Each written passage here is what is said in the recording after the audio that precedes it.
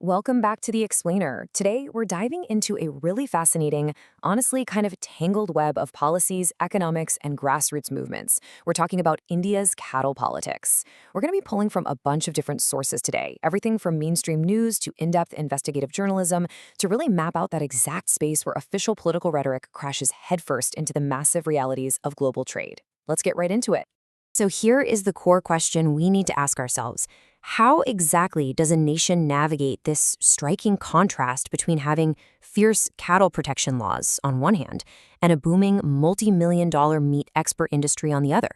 It's a huge paradox, right? Because as we'll see today, what gets said on the campaign trail often looks completely different from what's actually happening at the borders, in the labs, and on the balance sheets. To make sense of all this, we've broken this explainer down into 5 key parts: the cattle protection push, the farmers' pushback, the law and loopholes, the underground meat trade, and finally, the pink revolution paradox.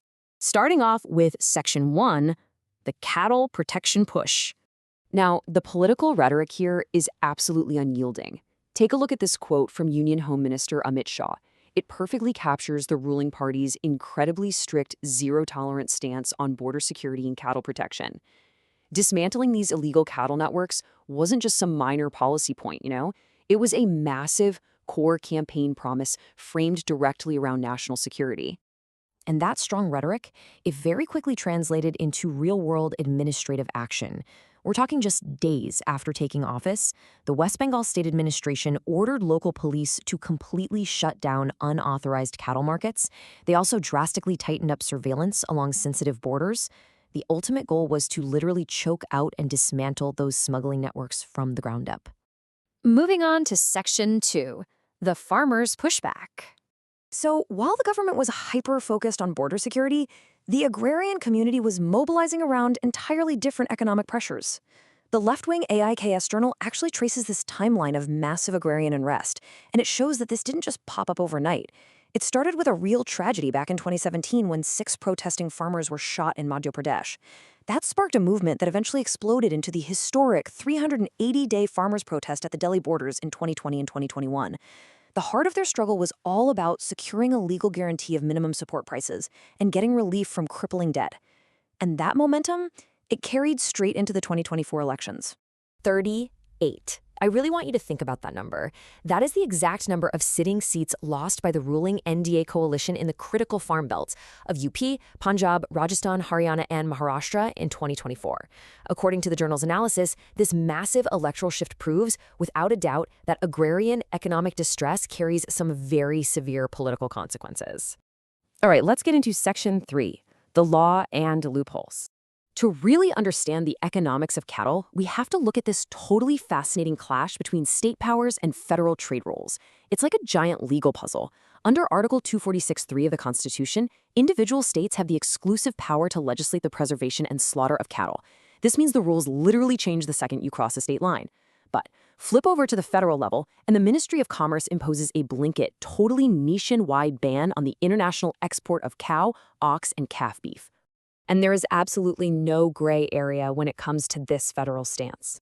Official government text under the 2012 trade policy confirms it black and white.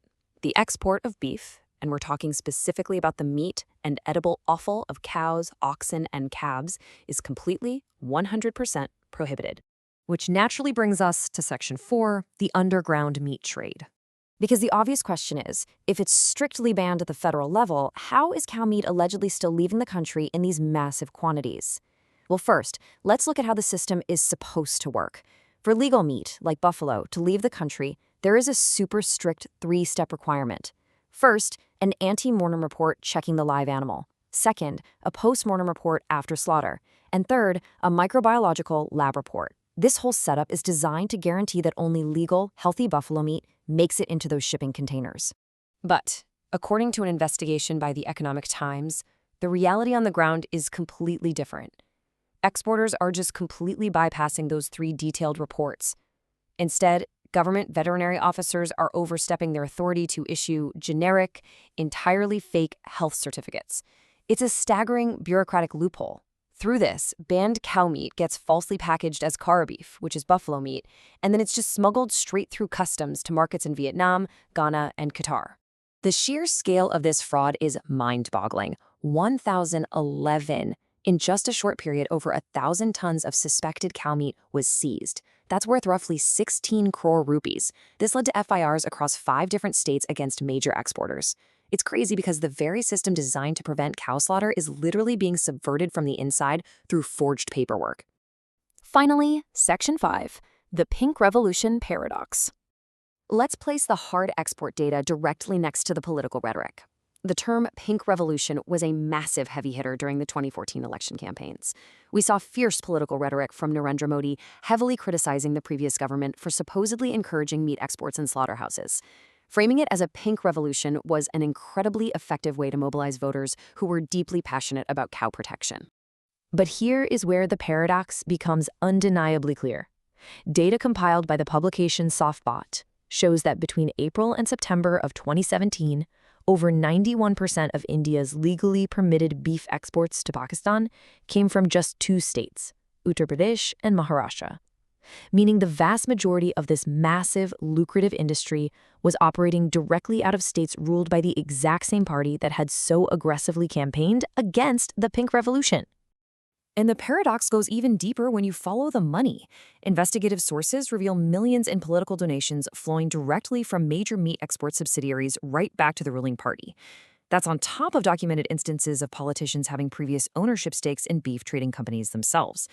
So despite this fierce public anti-beef stance, the economic ties between the political sphere and the meat export industry remain incredibly robust. So we are left staring at a landscape absolutely full of contradictions. We've got this ironclad political rhetoric on the public stage juxtaposed with massive systemic loopholes and booming export data on the books. Strict federal bans sitting right next to forged health certificates. Between the tough talk, the grassroots agrarian movements fighting for survival, and the unstoppable momentum of global trade, what really is the true cost of India's cattle politics? It's a reality that absolutely demands we look beyond the surface headlines. Thanks so much for joining me on this explainer. And as always, keep questioning what you see.